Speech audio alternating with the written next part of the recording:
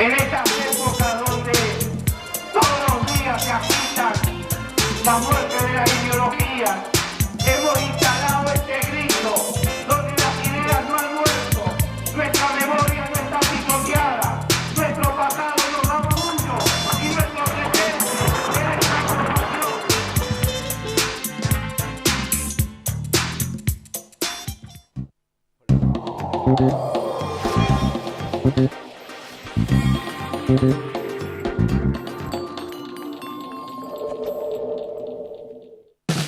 Dale vida al sueño que hay en tu corazón. Realizarlo juntos siempre es lo mejor. Banco Credicop Cooperativo, la banca solidaria.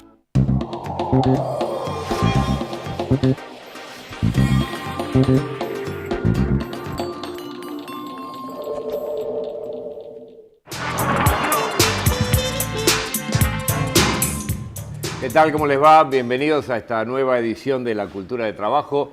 Y en una semana que transcurre entre conflictos, crisis económica que se profundiza, pero un elemento nuevo, las amenazas a aquellos que estamos resistiendo este ajuste, las amenazas a aquellos que hemos decidido pelear para no dejarnos ajustar. Y sí, un elemento nuevo, porque en democracia, esto, por lo menos aquellos que en su momento militamos durante la dictadura militar, no estábamos, o pensábamos que esto ya había pasado, que esto ya era cuestión del pasado, y sin embargo encontramos día a día que aquellos compañeros que o bien hacen un trabajo social, un trabajo político, un trabajo sindical, se los amenaza y empiezan a tener o a ponerse en duda su seguridad y la de su familia, ¿verdad?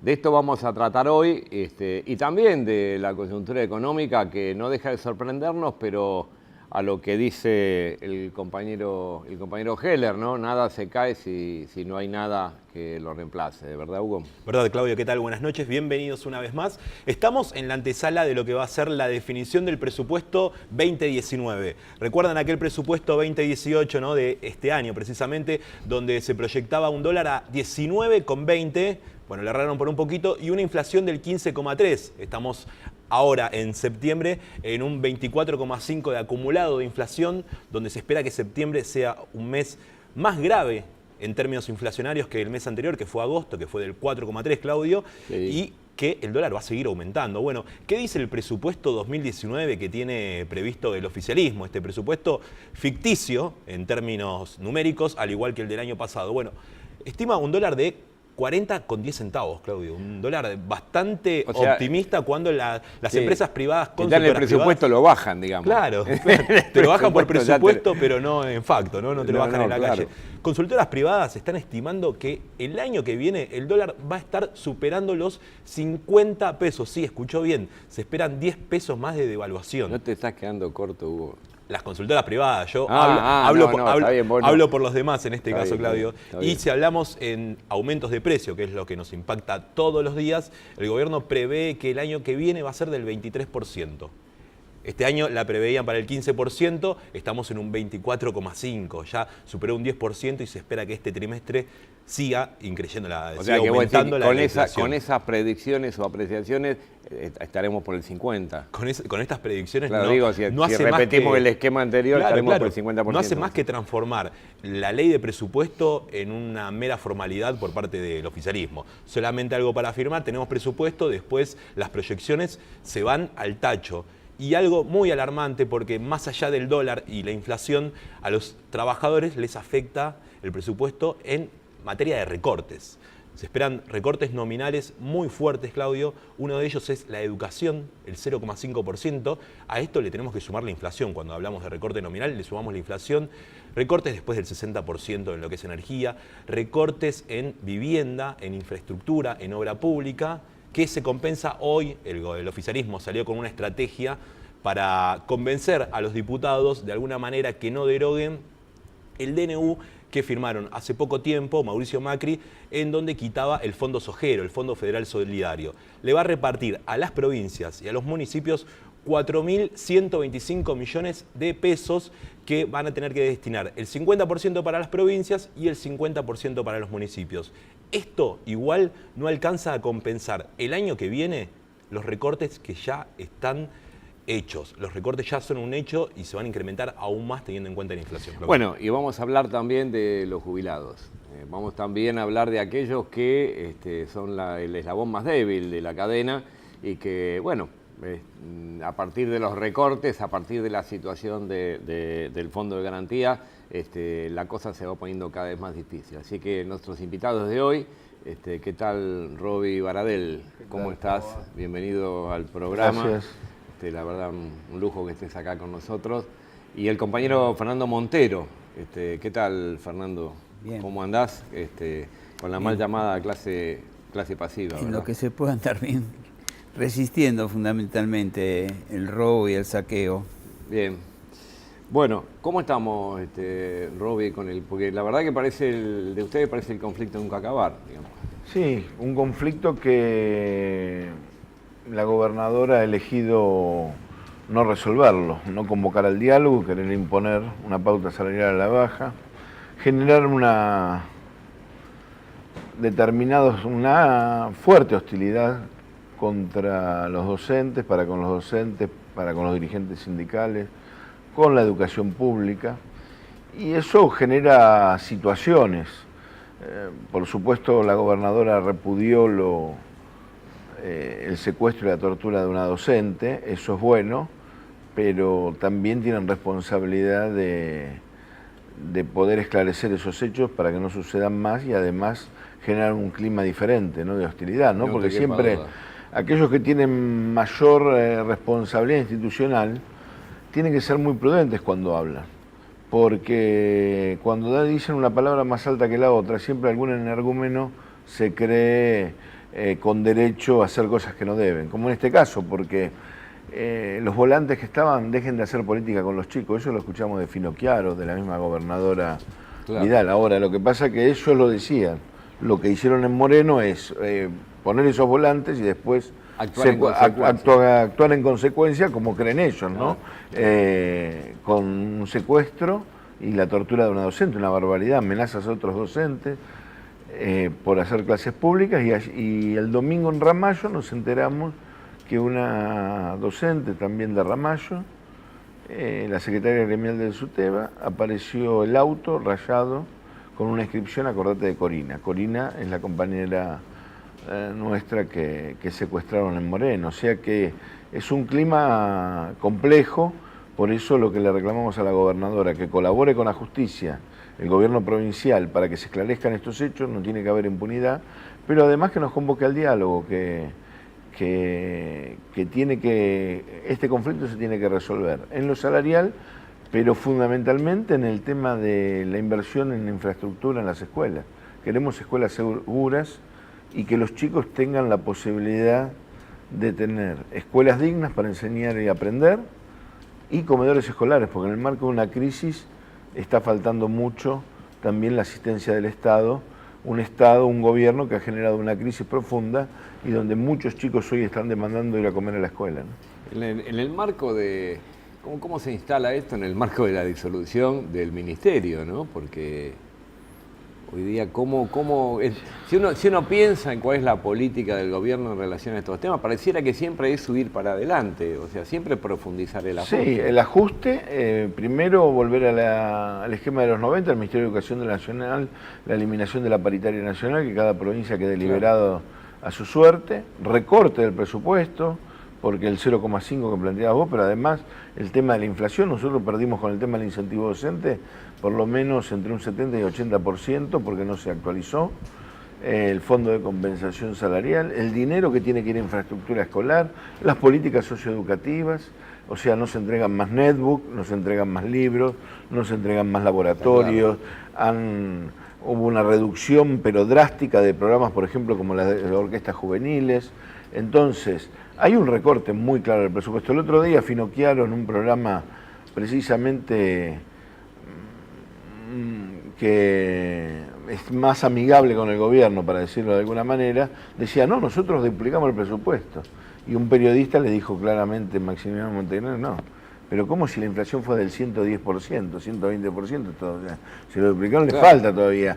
O a lo sumo lo mantuvieron, pero tampoco lo mantuvieron, porque en el 2015 el presupuesto educativo, por ejemplo, para las universidades, no se pagaban las universidades, no pagaban las tarifas que están pagando ahora. Claro. Entonces, mantener solamente el presupuesto por inflación implica una reducción drástica de ese presupuesto y por eso las universidades estaban sin poder funcionar si no se mejora la situación, ¿no?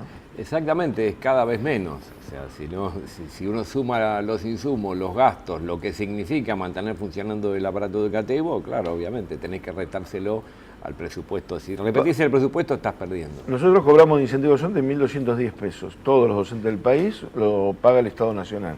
Si se tendría que actualizar por la inflación de este año y del año pasado, estamos en un 70-80%, no, y lo han congelado.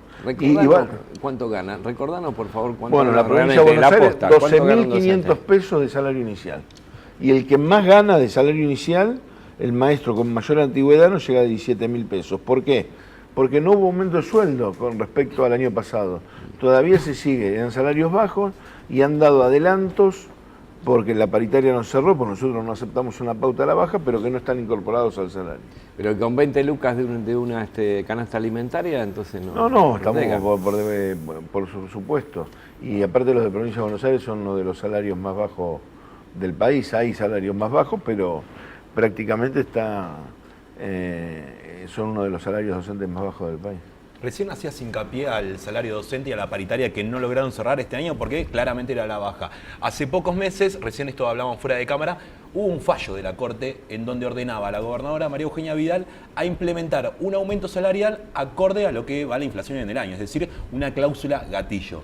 ¿Qué pasa con lo esto? Incumplió, nosotros estamos... ¿Con qué justificaciones? Con ningún, porque han apelado, porque esa situación nosotros la denunciamos por incumplimiento del fallo en el tema de la justicia, estamos esperando que haya una resolución. Tienen que aplicar, pero la Suprema Corte de Justicia de la provincia ahora se lo ha ordenado para los judiciales. O sea, la misma Corte ya se lo ordenó para los judiciales. O sea, tanto los docentes y judiciales. Claro, exactamente, con el tema de la inflación, pero además una cuestión clave. La gobernadora hace una semana nos sorprendió con una demanda del Estado Nacional de actualización del Fondo de Reparación Histórica del Conurbano conforme a la inflación. Sí. Bueno, lo que decimos es exactamente lo mismo lo que le estamos reclamando a ellos. O sea, están pidiendo el mismo aumento salarial. Claro, ¿qué dice la gobernadora? Nos mandaron un fondo con una proyección de inflación del 15%. Ahora la inflación va a ser del 42%. Queremos la actualización de ese fondo por inflación. Bueno, nosotros queremos la actualización de nuestro salario por inflación. Y en materia de estructuras de escuelas, supimos lo de Moreno, una tragedia que la verdad era prevenir, se podía haber prevenido tranquilamente. Pues, ¿Esto es una situación aislada o en la provincia de Buenos Aires la mayoría de las escuelas tienen estas problemáticas? No, la mayoría no, pero una gran parte, y muchas del conurbano o distritos importantes o grandes, ¿no? Del interior como Bahía Blanca o como Mar del Plata. Estuvieron más de un mes 850 y pico de escuelas sin clases. Por las cuestiones de seguridad, y hoy también hay unas cuantas escuelas. Recién lo de Moreno se empieza a destrabar ahora, después de más de un mes de lo que sucedió con Sandra y con Rubén, llevando dinero, invirtiendo y haciéndose cargo un comité de crisis. Bueno, eso mismo que le estamos reclamando, que hicieron los Moreno, se lo estamos reclamando para la provincia, no nos convocan. Se lo reclamábamos antes, hace 2 años se lo venimos reclamando. Más, desde que asumió la gobernadora, no nos convocó nunca a discutir el tema de infraestructura escolar en las escuelas. ¿Y los chicos que están sin clase? Están sin clase, bueno, lo de Corina, le estaban dando de comer, ollas o clases públicas. Sí, amenazaron comedores que son aledaños a la zona. Amenazaron a los docentes que estaban haciendo clases públicas para que los chicos no perdieran por tantos días contenidos y demás, y amenazaron a las docentes que le estaban dando de comer porque están cerradas las escuelas por el tema de los comedores. Bueno, amenazaron no, secuestraron y torturaron. Claro, pero ¿y por qué te parece a vos, independientemente de la barbaridad del carácter y el contenido realmente fascista que tiene este tipo de cuestiones, por qué te parece que están tan locos con el tema de ollas no, comedores no? ¿Por dónde y les debe molestar el tema de la visibilización de la crisis. Ahí yo veía las fotos de la escuela del SEC 801 y era una cola que daba vuelta a la esquina, de la comunidad que iba a buscar partir de las ollas para comer, no solamente los chicos que iban a la escuela, sino los papás y los hermanitos, porque hay una crisis muy grande, se está viendo una crisis muy grande Aparte, en determinados lugares. hay un esquema, que por supuesto Rubi lo conoce, hay un esquema de asistencialismo que maneja el PRO con punteros barriales que tienen sueldos de 8 o 10 mil pesos y que son los que están repartiendo para tratar de paliar en algo mercadería, pero individualmente y silenciosamente. El problema de la olla popular que, como dice Robbie, genera las colas, claro, es la visibilización de la pobreza y la miseria que hay en los barrios. En cambio ellos quieren manejar la pobreza con punteros, escondiéndola y repartiendo subrepticiamente. Pero entonces también esto es parte de una estructura política perversa, Claro. absolutamente perversa, porque en todo caso lo que se intenta cuando uno va a la cuestión individual es justamente evitar lo colectivo, Claro. evitar la organización, evitar la Exactamente. participación y dejarlo a hoy te doy esta ayuda y mañana no te la doy más, ¿no? Exactamente, no, por ello lo colectivo, ellos priorizan lo individual. No hablan del emprendedurismo, ¿no? Tienen que ser emprendedores. Tienen que estar contentos, tenemos que formar chicos que estén contentos con la incertidumbre del mañana, no saber qué les va a pasar a ellos y a las familias mañana. Es lo que planteaba el ex ministro de Educación. Totalmente, de la Nación, ¿no? totalmente. Y esto ya lo vivimos en los 90, era el famoso el fin del trabajo, los emprendedores, los cuentapropistas. De lo que se trata es de precarización del empleo. Y aquellos mismos que se llenan la boca diciendo no puede ser, no puede ser que el populismo, la entrega de cosas, ¿verdad?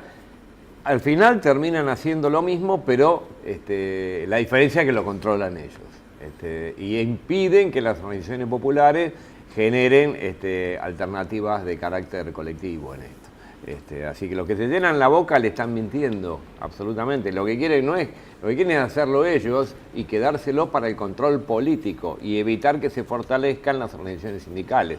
Esta es la jugada, ¿verdad? ¿Verdad, Claudio? Y también hay que tener en cuenta que estamos en lo que es la antesala de un paro general que se va a llevar a cabo por 36 horas, que va a iniciar el próximo lunes y que va a culminar el martes a la noche, ¿no? Estamos hablando de 36 horas, lunes a partir del mediodía, lunes 24 y martes 25, finalizando a las 0 horas. Se van a adherir transporte, la ciudad va a estar nuevamente paralizada, ciudad y todo el país estamos hablando cuando nos referimos a ello, y también está demostrando a las claras que la CGT ya no puede evitar más este enfriamiento que tenía y este buen diálogo con el gobierno, más allá de algunas contradicciones que todavía perduran. Muchos dirigentes de la CGT hoy se encuentran en la vereda contraria a la del gobierno. Es verdad que le dieron mucho tiempo, los dijeron los mismos dirigentes, pero bueno, se viene este paro general. Claudio, ¿qué significa el paro general? ¿Qué es la herramienta? Vos, mejor que vos, como sindicalista, no lo puede definir. Acá absolutamente todos somos escasos para poder enfrentar esto, ¿no? O sea, acá no hay que dejar de lado absolutamente a nadie, la unidad de acción tiene que ser absolutamente con todos los que estén a favor de la medida, y es cierto, como central nosotros estamos proponiendo una medida de carácter mucho más activo, si se quiere. Esto no quiere decir que que no vayamos a llevar adelante el paro con toda nuestra fuerza.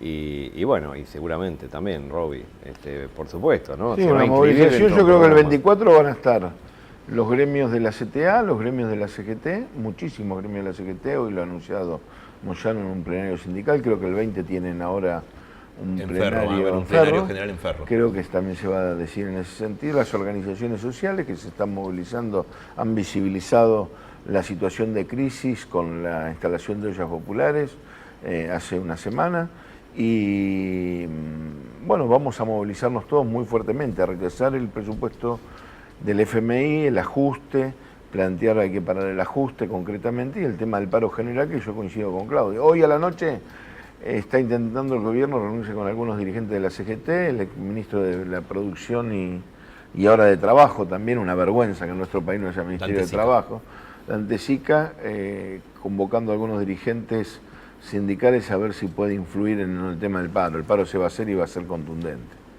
Bueno, un nuevo paro también, Claudio, que va a traer como consecuencia la formación de un nuevo frente sindical que va a agrupar a muchos gremios de la CTA, como decías vos, y también de la CGT. Bueno, entre tantos reclamos, uno de los reclamos centrales es qué pasa con los jubilados, qué pasa con la plata de los jubilados, como le gustaba decir a Mauricio Macri cuando estaba en campaña, precisamente el Fondo de Garantía de Sustentabilidad. Y para eso, Fernando, nadie mejor que vos para explicarlo, qué es lo que está pasando en este momento con el FGS. El Fondo de Garantía de Sustentabilidad hace la estructura que posibilitaría pagar de ahora en más la jubilación por muchos años. Esa era la idea que se tuvo.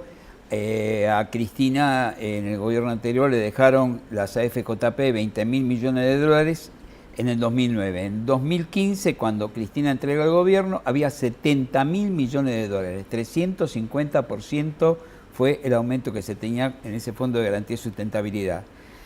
A partir del vaciamiento planificado, porque es un vaciamiento planificado, yo traje algunos números acá porque no me iba a acordar de memoria, a partir del vaciamiento planificado, en diciembre del 2017, o sea, 2 años después del 2015, de 2 años de gobierno, con el dólar a 20 pesos, y Cristina lo dejó a 10, con el dólar a 20 pasó a 65.000 millones porque el dólar no tuvo tanta influencia en el bajón, porque las acciones, que fue el momento en que Macri engrupió a todo el mundo para poder ganar las elecciones de octubre, habían aumentado las acciones de las empresas y demás. Bueno, un momento donde ellos planificaron también cierto lastre para disolver situaciones de conflicto, y pasó a perdimos 5.000 millones de dólares.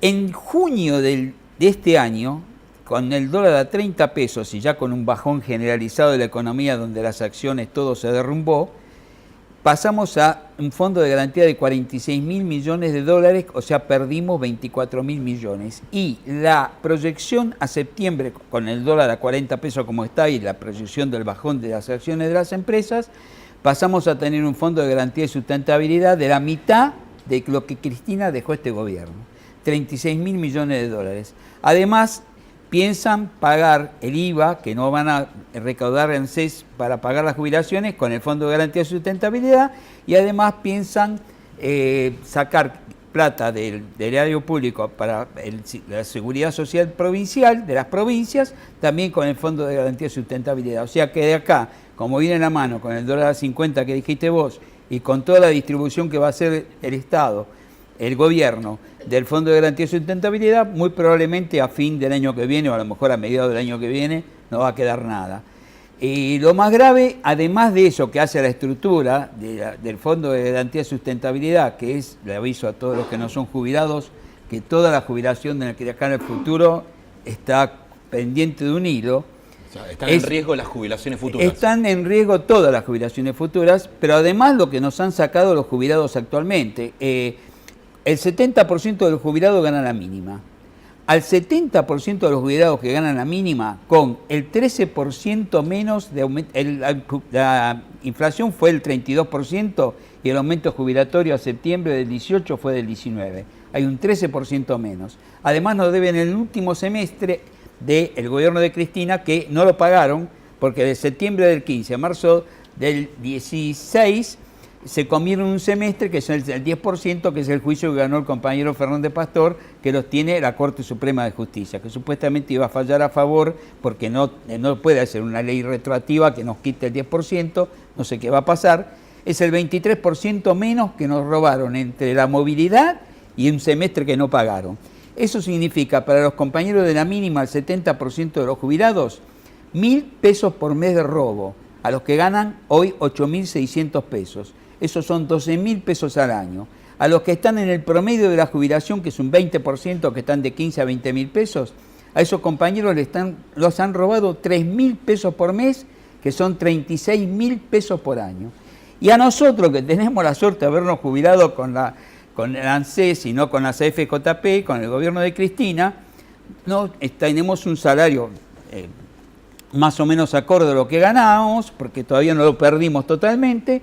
Nos han robado 5.000 pesos por mes, que eso al cabo del año son 60.000 pesos. O sea, no solamente han destruido la base, quieren destruir, todavía queda para que nos movamos y lo impidamos. Pero aparte de la estructura posible, que sustenta la jubilación futura, nos han robado a todos los jubilados y nos están robando este tipo de porcentaje del salario, que es terrible. O sea, realmente, más allá de lo que cubre el mínimo de la jubilación y cubre el 32% de la canasta de un jubilado, los medicamentos han aumentado un 150% por sobre la inflación, que fue de un 115%. Sí, la quita del beneficio del PAMI hay que sumarle también. Fernando, ya es suficiente ilustración. Decinos qué hacemos, dale.